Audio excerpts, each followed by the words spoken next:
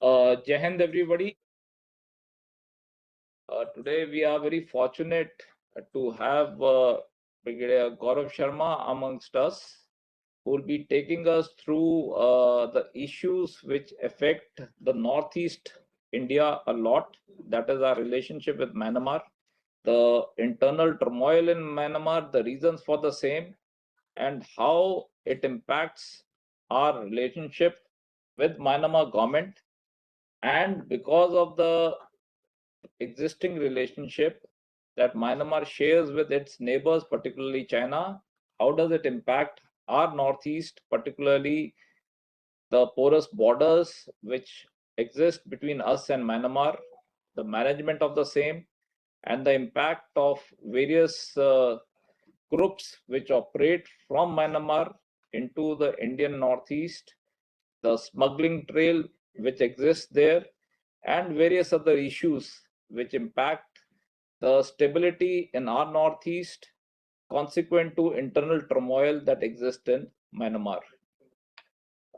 Without talking further about our relationship with Myanmar, I'll request Nandana to introduce the speaker, and then I'll request Brigadier Gaurav to take on the subject.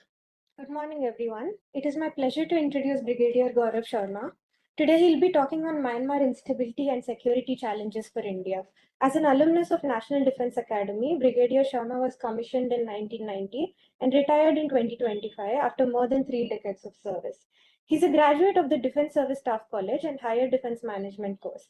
His operational experience spans line of control, line of actual control, and counterinsurgency operations in Jammu and Kashmir and the Northeast, including service in Operation Vijay and Operation Prakram.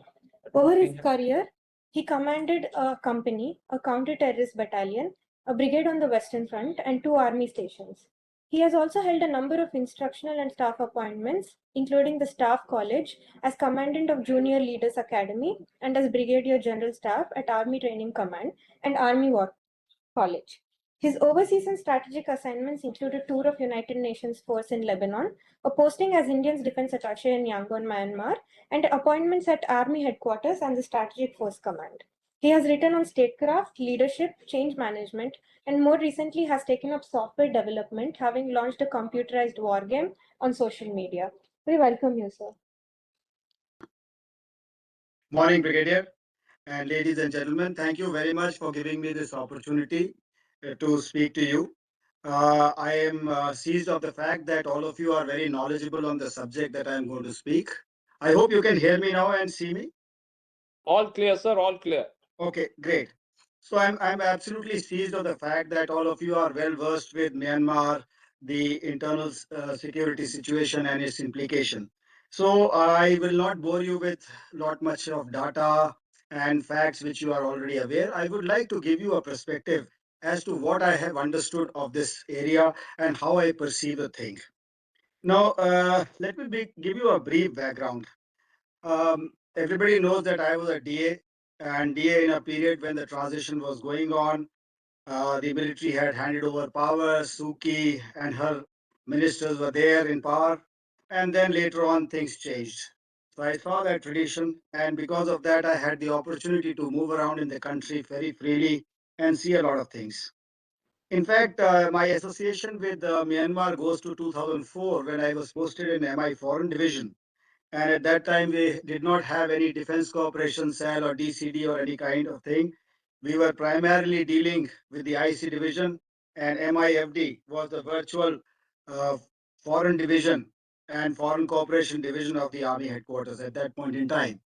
So I happened to be a part of the Chief of Army Staff, then Chief of Army Staff's delegation, which visited Myanmar, met Than Shwe, the first military junta head at that time, was able to hear him, his views, how they thought. And then later, as the DA, when I went again, I could meet a lot of people, their successors, their hierarchy, and I am also very much aware of the people who have now taken on the reins because they were their juniors and being nurtured to come up. Uh, with all this background, I would also like to tell you that I have had the opportunity to visit the Mitsun Dam, the much controversial or talked about, walk the Lido Road, up to India and come back. It was a 7 day affair. Have visited the China border, the Thailand border, and obviously the India border. I could not visit the Bangladesh border, which is about 192 kilometers, and the Laos border, which was quite insignificant because it does not have too many implications. I've also been part of large number of negotiations related to boundary affairs, related to military affairs, border management, and which has given me a lot of insight into understanding how the Burmese or the Myanmar people think, what is their expectation, and how they would like to operate.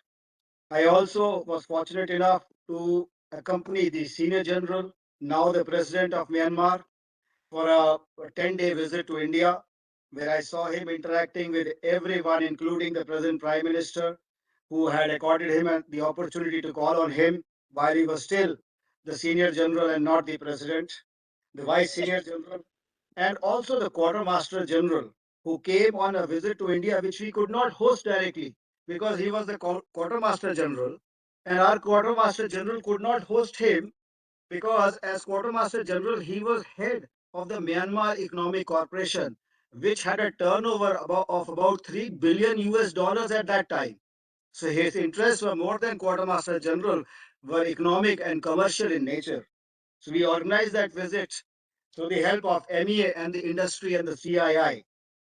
I was also involved in sale of a lot of vehicles, the Tata vehicles, and so on and so forth. I was also fortunate to be an election observer in 2015 elections. And in Sagai region, I visited the entire region on foot, on motorcycle, on elephants, and witnessed how the elections went through over there, what people think in the interiors. So my today's talk is broadly based on my experiences over a period of time and thereafter analyzing it and coming to certain amount of, what should I say, convictions that I feel about Myanmar and how their internal situation needs to be looked at. So I feel that at the core of the internal problem of Myanmar is the deep-seated geographical, social, and economic divide between the Bamars, which are about 65, 68. I'm sure these percentages keep varying on the based on the source, but suffice to say they are the majority and the other tribes. The structural fault lines have been fueled by prolonged violence, displacement of residents, and de facto territorial separations. All this is further enhanced by involvement of external players guided by their own vested interests, especially China. Uh, Secondly, to summarize, to say that this is all being enhanced because of external players, one. Secondly, because of the sole national power. In India, if you see, there are many elements of national power. There are many, what should I say, instruments of national power, the political instrument, the diplomatic instrument, the social instrument, and the military instrument. But in the case of Myanmar, there is only one instrument of power, and that is the Tatmadaw or the military. And they, in fact, see the entire state as a security state, as a security problem. And they have no other view. They do not have a people centric view. The approach for development of their national institutions is lacking. Now, I feel that the internal problem is because of these three primary reasons. I will go on to elaborate as I speak and will try and give you examples so that I can substantiate as to what I am going to say. So, I will, in due course of my talk, I will talk of Myanmar as a whole, as to how I see it. Secondly, the Tatmadaw, that is the army. And this will enable you to understand the problem in Myanmar in the right perspective. If you understand what is Myanmar, what is Tatmadaw, whether the country owns the army, armed forces, or the armed forces are trying to own a country, we'll be able to understand these things. But before I go on to the main topic, let me narrate a small incident which I was witness to. Now, there was a high power delegation from India, visited India. And like always, we had limited agenda points. And we all know our agenda points were restricted to problems in the Northeast, the IIGs, and how smuggling is going to take was taking place. Drugs were there, but the crux of the matter was to hand over IIG leaders to us and stop giving them patronage in Myanmar. To this, one of the advisor to Mino Lan, who was also in politics involved at that time, he gave us a different perspective. He narrated to us that at that time there were 21 ethnic groups, armed ethnic groups in the country, out of which 17 were armed and remaining 4 were not armed. Out of the 17 armed ethnic groups, the weakest armed ethnic group was NSCN. Now, he went on to say that we have the WA Army, the MNDA, the KIA, and so on and so forth, which have helicopters of their own, they have tanks of their own, they have the economy of their own, they have a currency of their own, they do trade on their own, they have a different language, they're supported by different countries. And Myanmar is such a small country which is not as powerful as India. While on the other hand, India, an emerging power, a big economy, a big military power, and we were asking to handle the smallest group of Myanmar, the weakest group of Myanmar. And he tried to explain to us that the Tatmadaw and Myanmar as a country was trying to achieve a peace deal with them. And soon after that was a peace agreement signing where our hierarchy had also visited to participate in that. So at that point in time, a realization came to all of us that look at the difference. And he further went on to add that suppose peace comes to Myanmar, and if India becomes a stakeholder in that, how good the relationships are going to be. So he tried to explain to us that see the larger picture, see the bigger picture. The irritants will be there. Not all of them are in their control. And this made me think as to how a same problem could be looked at two sides. Now, taking one further, now with this as the background, I will go to Myanmar. Now, little about history, I'm sure all of you know about it, but so they'll be helpful in understanding the whole gambit as what I want to put across and build my logic.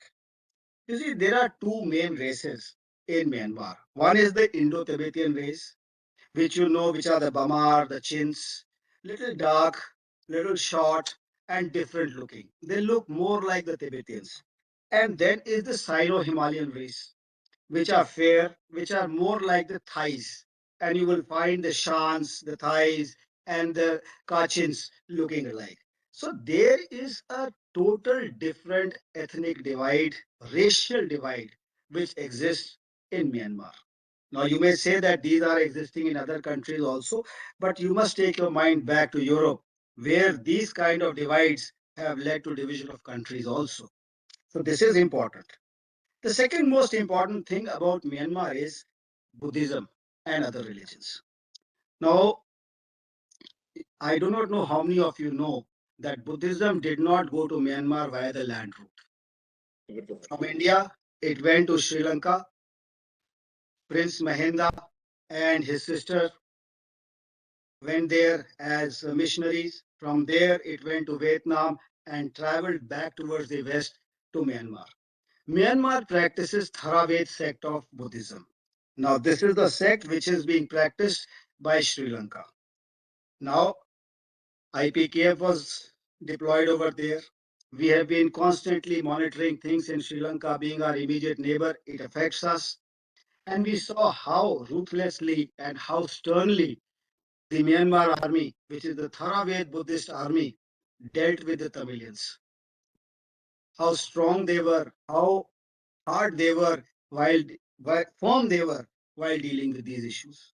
Same kind of firmness, kind of hardliness is seen in the Theravada people, Buddhist people of Myanmar. The monks there, which is known as the Red Army, are very strong.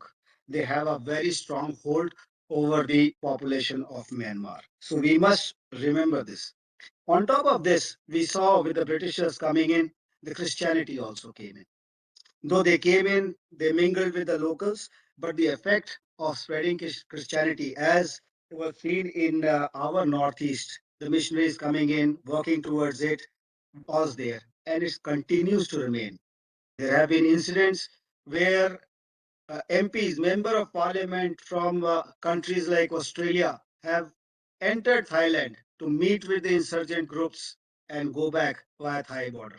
So this kind of support, and this is well documented. This is not something which is privileged information that I'm sharing.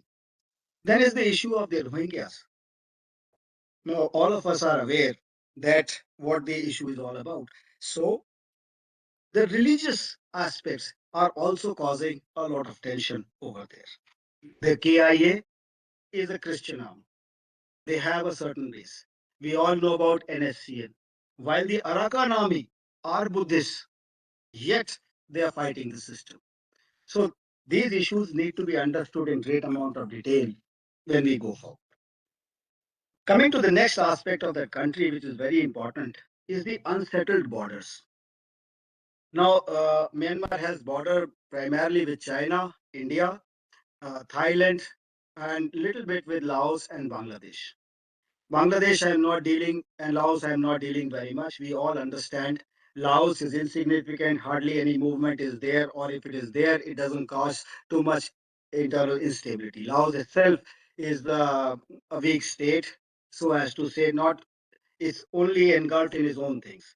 Bangladesh, we all know 192 kilometers. There are a lot of issues. This area is now under control of the Arakan army, which has its own problems.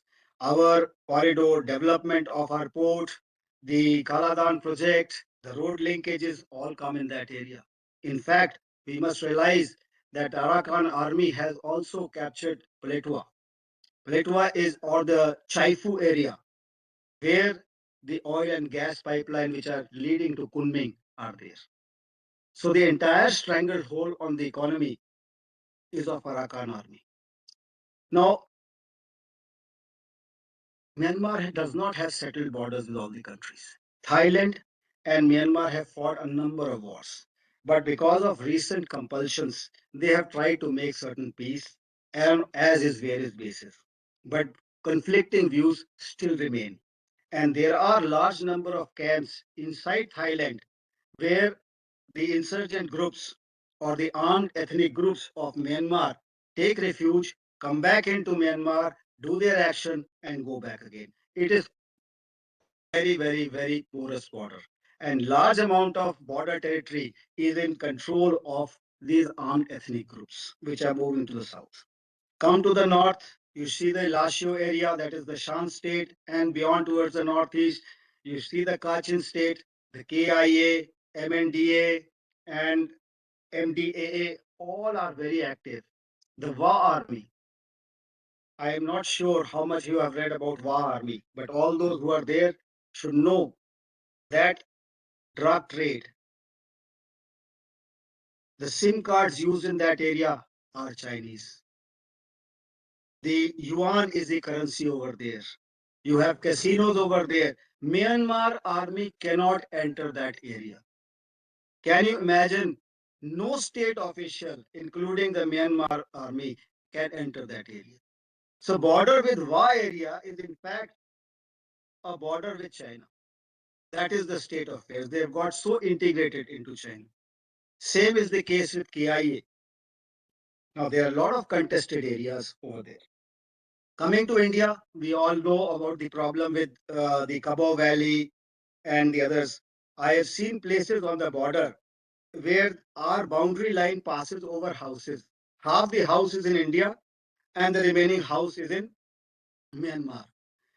The father's house is in India, the son's or his brother's house is in Myanmar. That is how the borders were divided by the Britishers. Not only here, but at many places. And all these places, not only in the Indian subcontinent, you go to Lebanon, the way the border has been divided between Lebanon and Israel, it is causing problems. So all places where these boundaries were drawn at some point in time are causing problems. So we need to understand that it is not only India that is having these border issues with Myanmar. Myanmar has these issues with all of its neighbors, and it is troubled. With this as this thing, now we go on to the next issue, is about the resources available in Myanmar. It's a vast country. It has got lot of vast fertile land, lots and lots of water, lots of sunshine. The coastline is beautiful. The natural resources are abundant, gas, rare earth material, and very less population. Small things like rice and especially pulses, which are of absolute scarcity in India, are imported from that place. You all know that the trade deficit between India and Myanmar is in favor of Myanmar. So, needless to say that despite everything, they have the resource and they have the potential which can be utilized by a good neighbor. A word about the ethnic armies. Now, you see, Myanmar army, whatever they may portray, they do not have, to best of my understanding, have control over more than 30 to 40% of the territory of Myanmar, and which is the central area which is dominated by the Bamar people. All the border areas all around, they are under the control of the ethnic armies. Well, in some places their army is there, but they have limitations about which I will cover later. Now, so when we say that we expect Myanmar army to do XYZ, they may say anything, they may have the intent, but whether they have the capacity, whether they have the capability, whether they have the control, despite their best of intentions to do there, is a very big uh, question mark. And because of all these things, there is lot of human misery, lot of poverty, and lot of misery which is going in the common person. Now, I can give you an example that in 2016, the pay of a second lieutenant was meager $75 a month. Now, you can do your conversions. It's a very, very, very meager salary. And all of you who have visited Myanmar would know that the cost of living is 1.5 to 2 times that of India, provided the things are available. I was there in a time when even mobiles were not available, SIM cards were not available. Things have changed. Their first ATM came in Shwedagon Pagoda.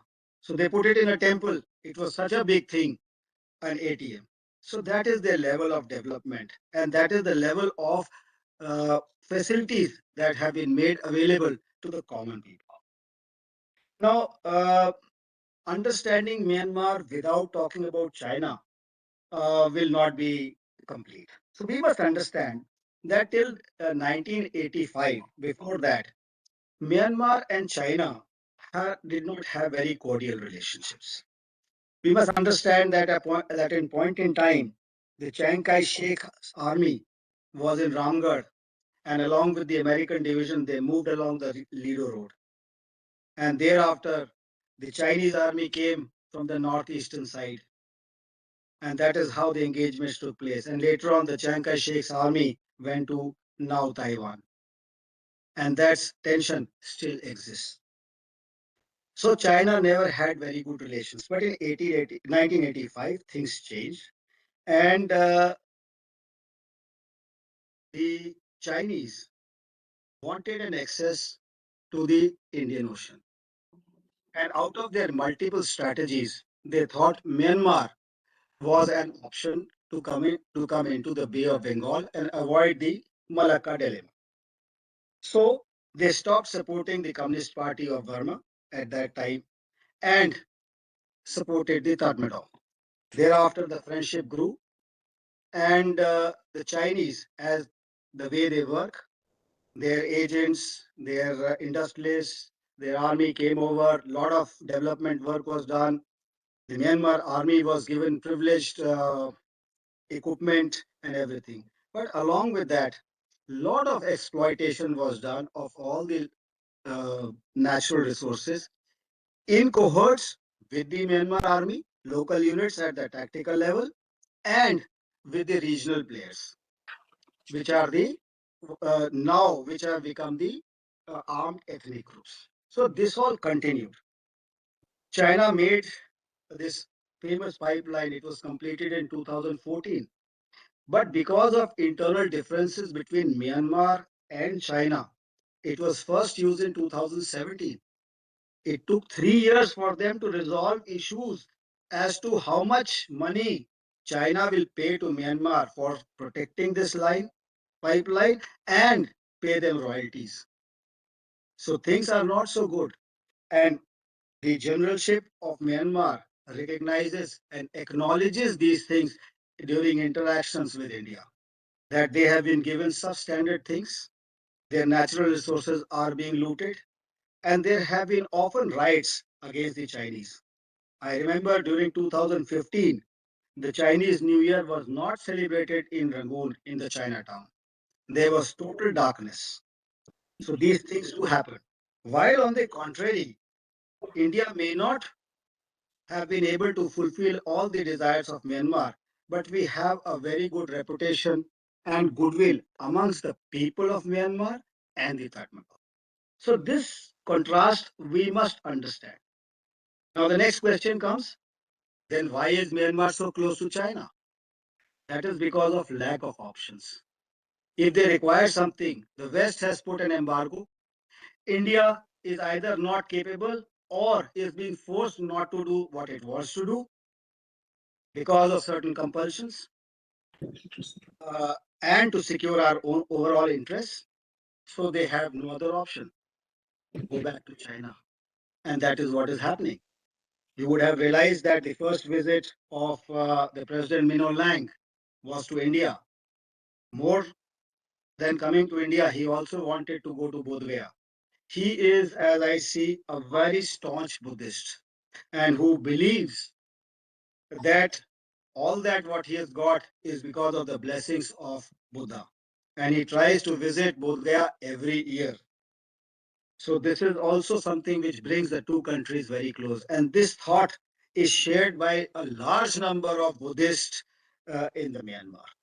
This opportunity, this connect is very, very big connect. And the second visit of his was to China, because that is the only country which is providing them what they need. So if we do not understand this relationship of love, hate, and compulsion with China, we will always think that Myanmar is a vassal state of, what should I say, of China.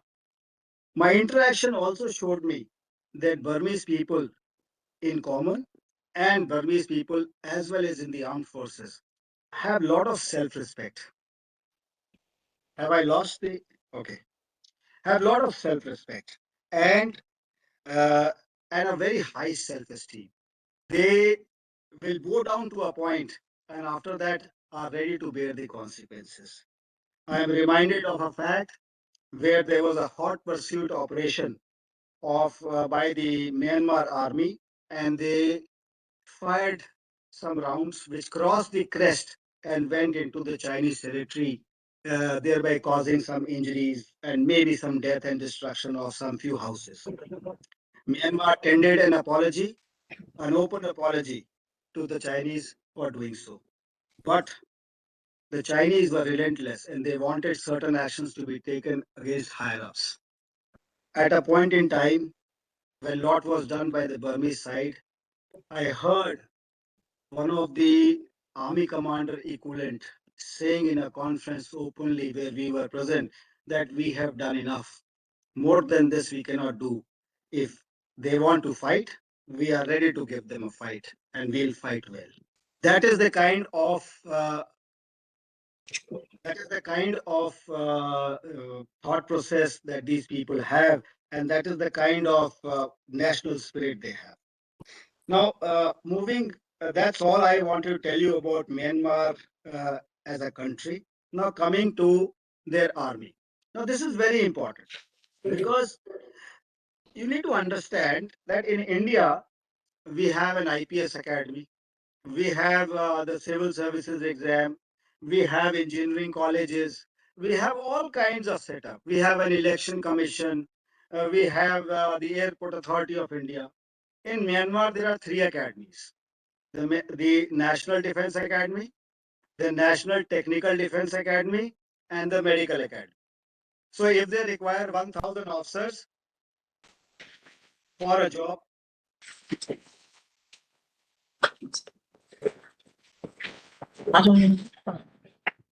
morning, sir. Hi, Gaurav. Go ahead. Sir. Okay, sir, I was talking about the Myanmar army per se, having covered Myanmar and their how they think, and trying to establish a connect between these two and the situation which is prevailing over there, internal situation. So, as I was saying, that there is nothing known as IAS, IPS, and any service. There is only the National Defense Academy, National Technical Defense Academy, and the Medical Academy.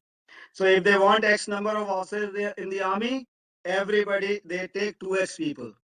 All those who are retained in the army, others go and join others. So a person from the Air Force will become head of DGCA. A doctor would become the chief surgeon of any state. The district collector, the district commissioner, divisional commissioner, the police, they are all ex-army officers. There is no direct recruitment. Everybody is recognized by which course of the National Defense Academy, and the seniority goes. So this is, in a way, the entire country, even the civil atom infrastructure, is in the hand of the armed forces. That is the kind of infiltration of the armed forces into the system. So, in fact, the country is being run by the armed forces the way they want to do it and at their kind of thought process. This is very important to understand. We in our armed forces train our officers in military leadership role.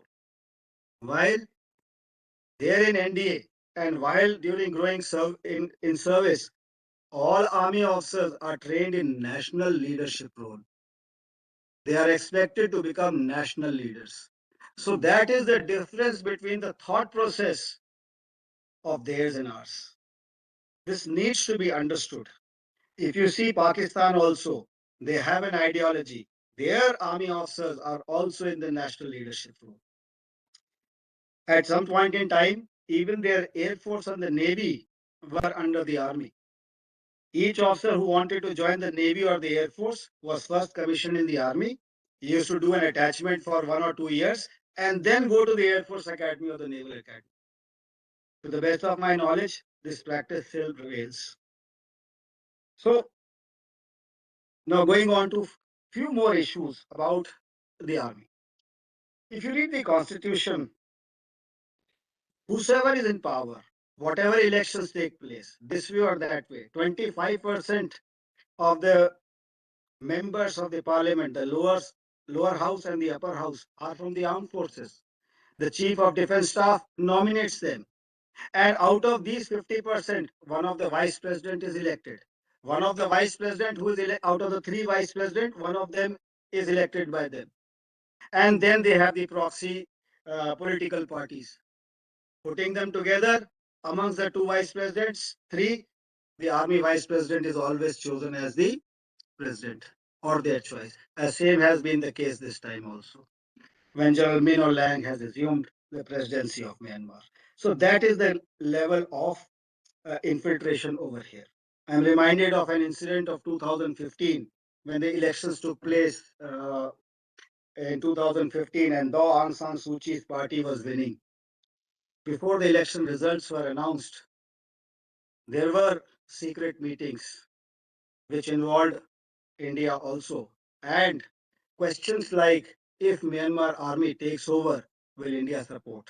Were also asked. Now, that is the thought which was there in 2015. So, what has happened in 2026 is nothing new. There has been a very constant thought in the minds of Tatmadaw as to how a situation needs to be dealt, and it is being dealt in the same manner, despite the fact that the situation on ground has been deteriorating over a period of time.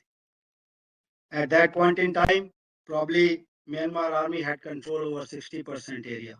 Now it has reduced to 30%. Some say even 25%. Rest areas are in conflict, and about 30 to 40% are in absolute control of the ethnic armed groups. Okay, along with this, the military is also into business commerce. They have the UMHEL, MEG, the ports, the trusts, everything.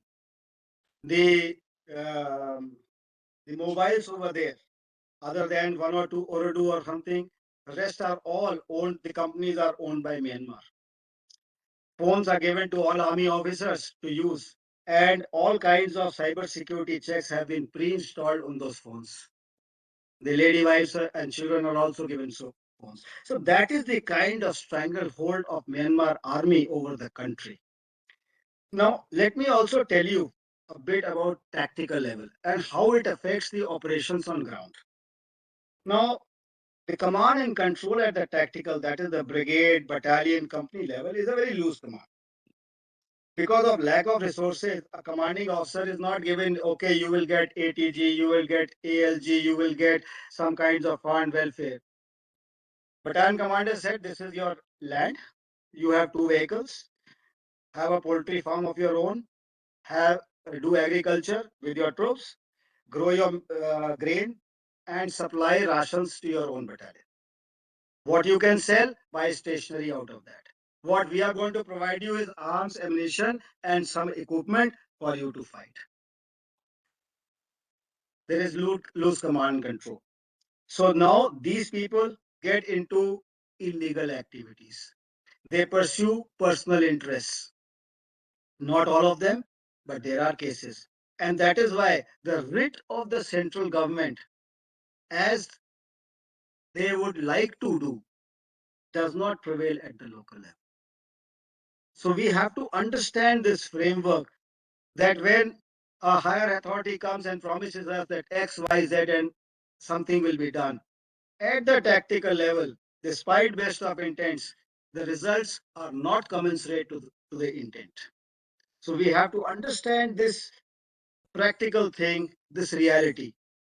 The local groups which are strong in that area of that battalion, for the battalion to survive, they have to do certain compromises.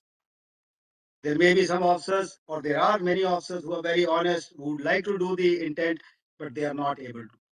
The infrastructure development towards the India side, it is still there. Towards the Chinese side, very limited. Go towards Thailand side, even more limited. And go to the Arakan, the territory is so bad. Where we are trying to build the road, that jungle is so dense, the terrain is so difficult, it is so difficult to work. So at the tactical level, the resource crunch, battalions don't have adequate manpower. People are not ready to join the army. That is the state of affairs on ground. So a battalion with 800 would have only 600 people. And they serve up to 60. So they do not have a young army, the kind of army we have. The people serve for 17, 20 years, 24 years, and leave and go back to their villages to do another career. So these are the kind of differences in the Myanmar army that we need to understand.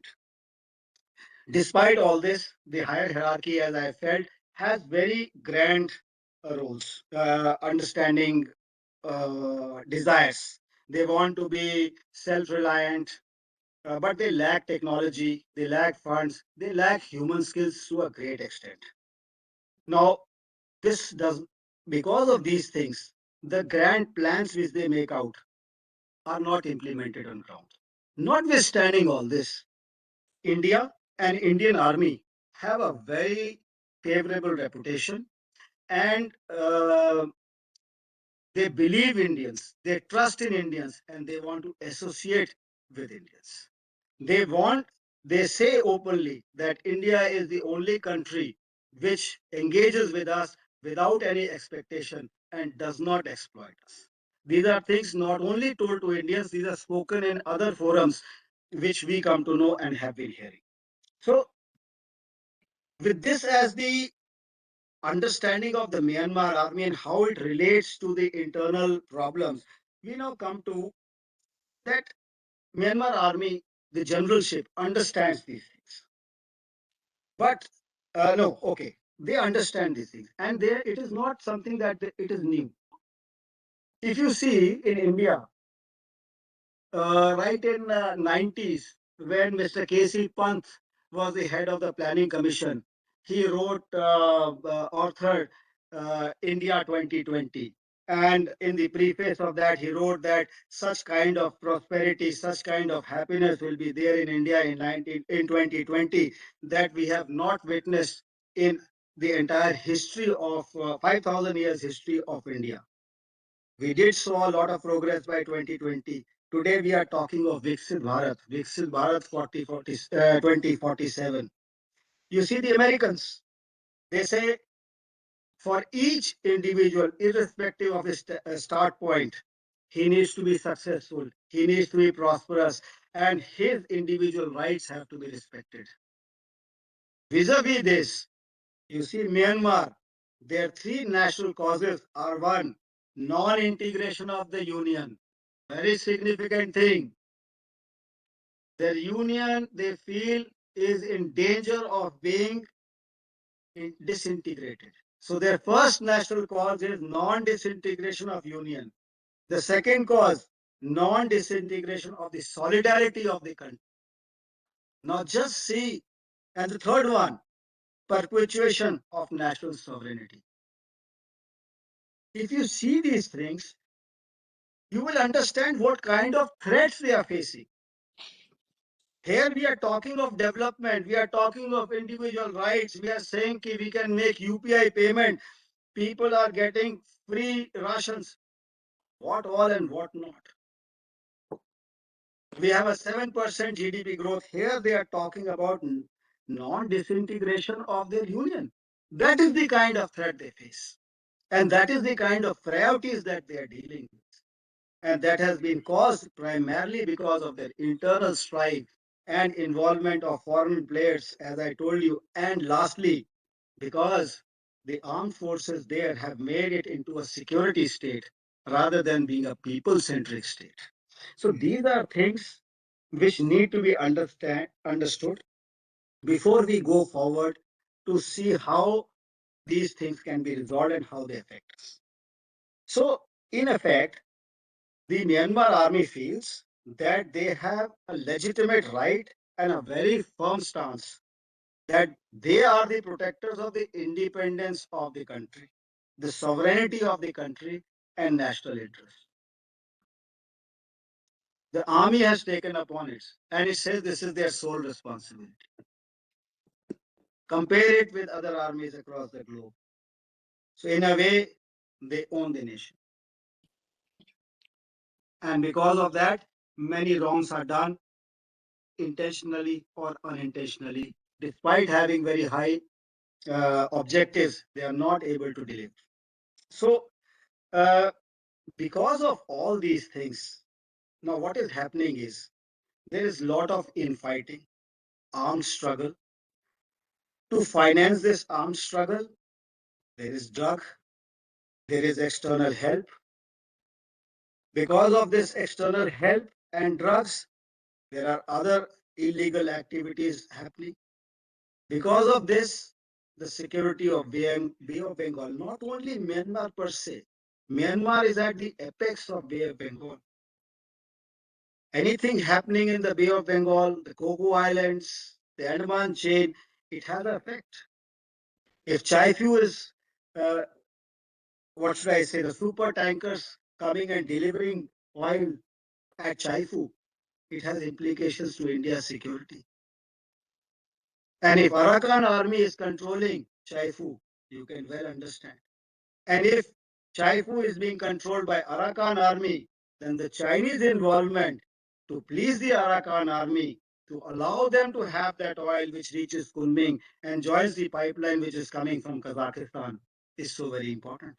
So because of all these things, our border management, our boundary issues, our trade, our infrastructure development in the Northeast, trying to connect it through the sea, trying to have direct lines, human trafficking, availability and exploitation of vast amount of resources of Myanmar and growing influence of China and consequently growing influence of US in this area are all caused because of this internal issues of Myanmar which are affecting us. Now this is a very serious problem. Now you see Pakistan, we know what is happening. We know China, what is happening. Bangladesh is flared up. Things were improving. Now it's going on a different track. And Myanmar, what can Pakistan give us? Drought, terrorist. What can Tibet give us? We can find out.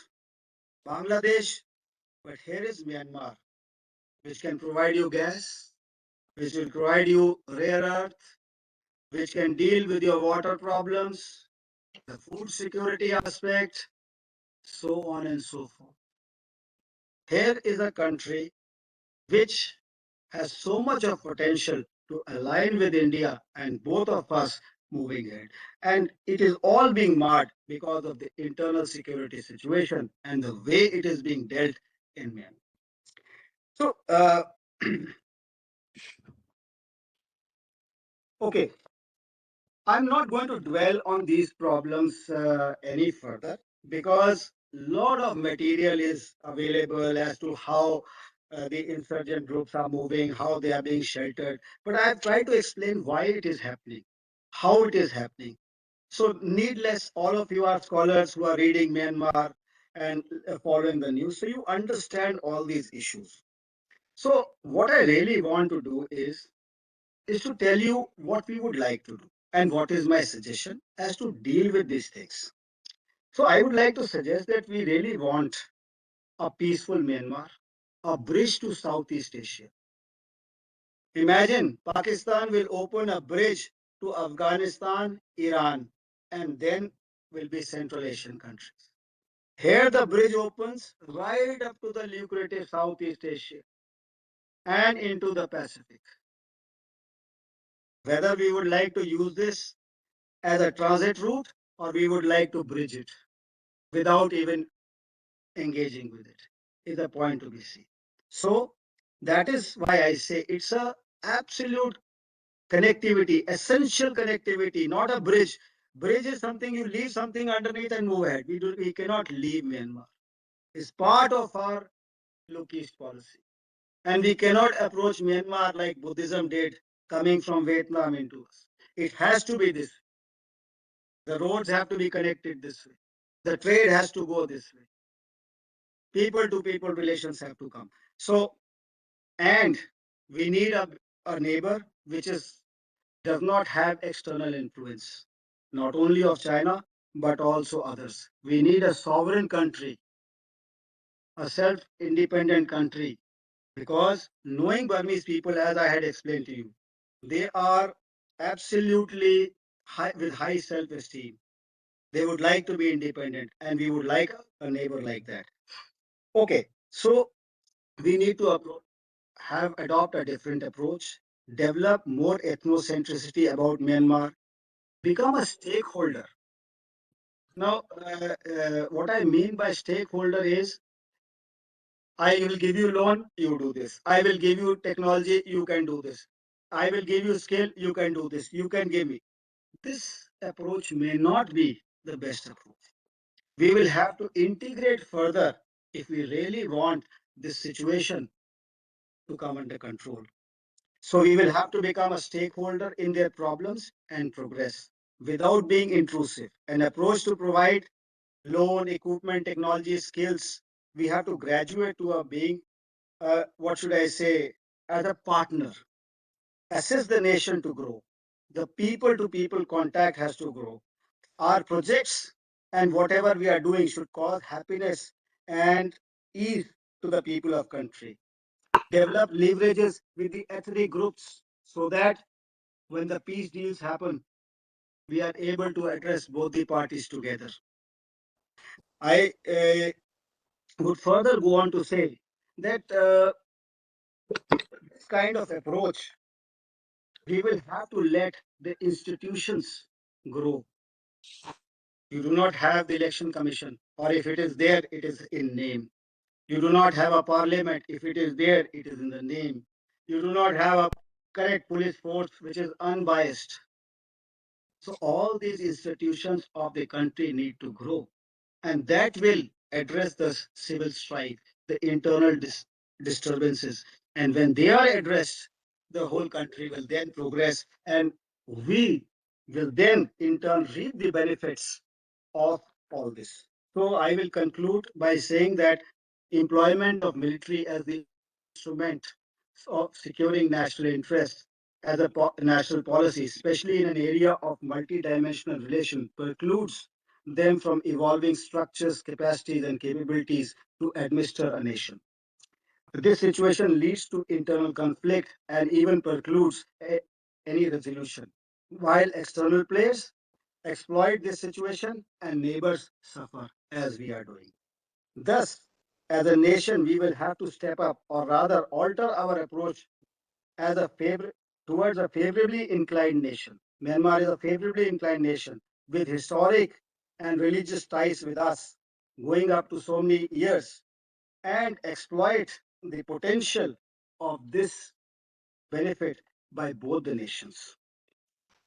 Uh, I will end with this talk, and what I offer to you is that I would share you a document, Understanding Myanmar, and a commentary on white paper which was issued by Myanmar Army, which will help you in put into perspective these internal strides in Myanmar and how they are affecting India. With this, I will finish my talk, and if there are any questions, I will try and reply. Thank you very much.